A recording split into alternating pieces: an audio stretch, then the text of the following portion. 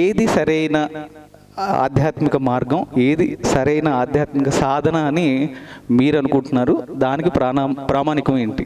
ఏది సరైన ఆధ్యాత్మికత అంటే మన ప్రవర్తన ఇంకొకరికి ఇన్స్పైర్గా ఉండాలి.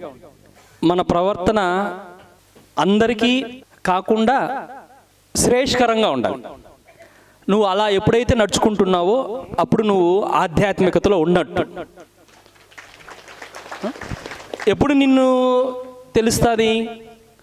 నువ్వు ఎక్కడో హింస చేస్తూ ఇంకోటి చేస్తూ నేను ఆధ్యాత్మికతలో ఉంటే ఉన్నట్ట కాదు. ఎలా అవుతుంది? అది కాదు. అనుకోవచ్చు ఇది నా పద్ధతి అని, కానీ అది కాదు.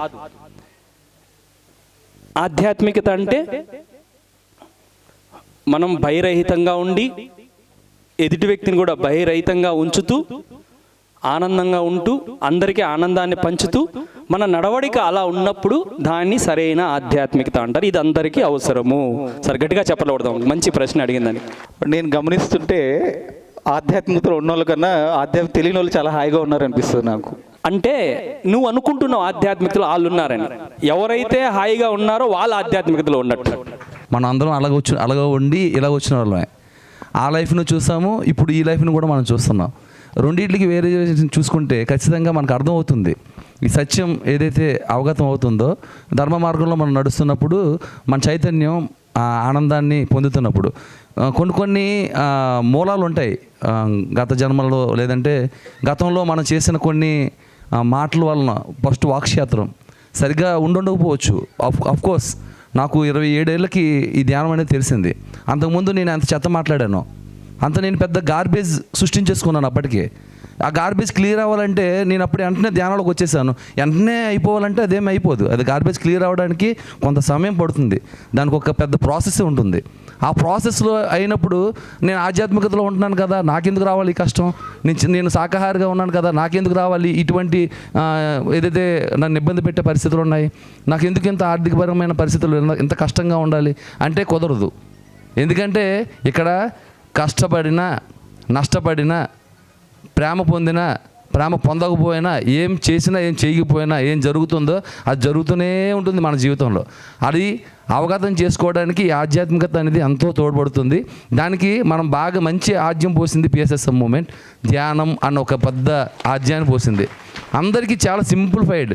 ధ్యానం చేస్తే పూర్తి అవగతం అనేది ఖచ్చితంగా ప్రతి విషయం పట్ల ఏం మాట్లాడాలి, ఏం మాట్లాడకూడదు, ఎట్లా ఉండాలి, ఎలా నడవాలి, అది రాను ఇలాంటి సజ్జన సాంగత్యాలు ఇటువంటి మాస్టర్స్తో పంచుకుంటున్నప్పుడు ఎంతో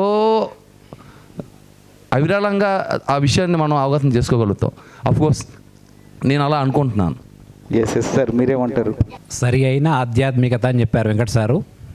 ఫస్ట్ బ్రహ్మర్షి పితామహ పత్రిజీ సార్ చెప్తాడు ఏమని, my dear God's, my dear friends, my dear masters. దాంట్లో మై డియర్ గాడ్స్ అంటాడు సారు. అంటే మనమంతా దిగి వచ్చిన దేవుళ్ళం అంటాడు. వివిధ సూక్ష్మ లోకాల నుంచి, సత్యలోకం నుంచి దిగి వచ్చిన దేవుళ్ళం.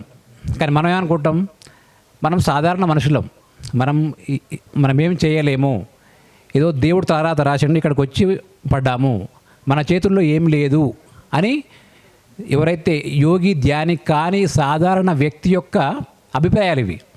కానీ మరి ఒకానొక ధ్యాని కానీ, ఒక యోగి కానీ తన యొక్క ఎన్నో రోజుల, ఎన్నో సంవత్సరాల ధ్యాన సాధన తర్వాత, ఒక యోగి అయిన తర్వాత తెలుసుకుంటాడు ఏమని, అహం బ్రహ్మాస్మి అని, ఆ దేవునికి నాకు ఏ తేడా లేదని, ఒక ఆత్మస్వరూపమని, సంకల్పశక్తి మాత్రాన మనకు కావలసినవన్నీ మన జీవితంలో ఏదైనా సాధించుకునే శక్తి మన లోపలే ఉందని ఒక యోగి తెలుసుకుంటాడు.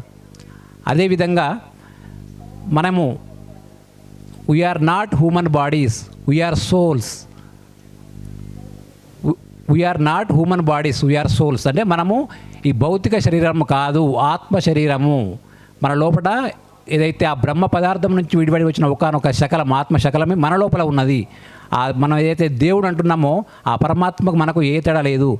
ఇది నిజంగా మనము సరైన ధ్యానం చేస్తే ఎవరికి వాళ్ళే స్వానుభూతితో తెలుసుకోవడం జరుగుతుంది. కాబట్టి సరి అయిన ఆధ్యాత్మికత అంటే మనము ఎవరము అనేది, అసలైన మనం ఎవరము అని ఎవరైతే తెలుసుకుంటారో అది సరి అయిన ఆధ్యాత్మికత. అప్పుడు మాత్రమే మన జీవితంలో అన్ని మార్పులు జరుగుతాయి. మన వాక్, మన మాటలు సరిగ్గా ఉంటాయి, మన ఆలోచనలు సరిగ్గా ఉంటాయి, మన యొక్క కర్మలు, మన యొక్క చర్యలు, మన పనులు అన్నిట్లలో నాణ్యత ఉంటుంది. యోగ కర్మసు కౌశలం అన్నారు. ఎవరైతే యోగి అవుతారో వాళ్ళ పనుల్లో స్కిల్ పెరుగుతుంది అన్నమాట. కౌశలం, స్కిల్ పెరుగుతుంది. తర్వాత అన్ని సందర్భాలలో సమత్వం యోగ ఉచ్యతే. మనం అన్ని సందర్భాలలో సమత్వంగా ఉండడం నేర్చుకుంటాము, స్థితప్రజ్ఞుడిగా ఎదుగుతాము. ఇది సరి అయిన ఆధ్యాత్మికత అని నా అభిప్రాయం.